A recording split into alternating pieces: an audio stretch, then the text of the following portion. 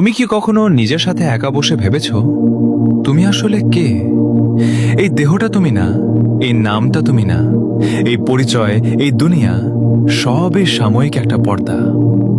আসল তুমি লুকিয়ে আছো তোমার অন্তরের গভীরে, যেখানে কোনো মানুষ পৌঁছাতে পারে না, কিন্তু আল্লাহ সব সময় সেখানে উপস্থিত।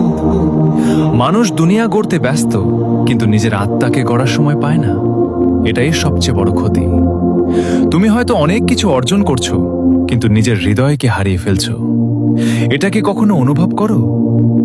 নফস তোমাকে প্রতিদিন প্রতারণা করে, তোমাকে বড় হওয়ার স্বপ্ন দেখায়, কিন্তু আল্লাহর কাছে ছোট হেঁটে যাওয়াটাই আসল সফলতা। নীরবতার মাঝেই আত্মার কথা শোনা যায়, রাতের অন্ধকারেই সবচেয়ে বেশি আলো পাওয়া যায়, আর চোখের পানিতেই হৃদয় পরিষ্কার হয়। তুমি যদি সত্যিই আল্লাহকে পেতে চাও, তাহলে মানুষের দৃষ্টিতে বড় হওয়া ছাড়ো, নিজের ভিতরে ভাঙতে শেখো। কারণ আল্লাহ সেই হৃদয়কেই ভালোবাসেন যে হৃদয় ভেঙে গেছে কিন্তু তার কাছ থেকে ফিরে যায়নি। তাই আজ থেকেই শুরু করো নিজেকে খুঁজে পাওয়ার যাত্রা।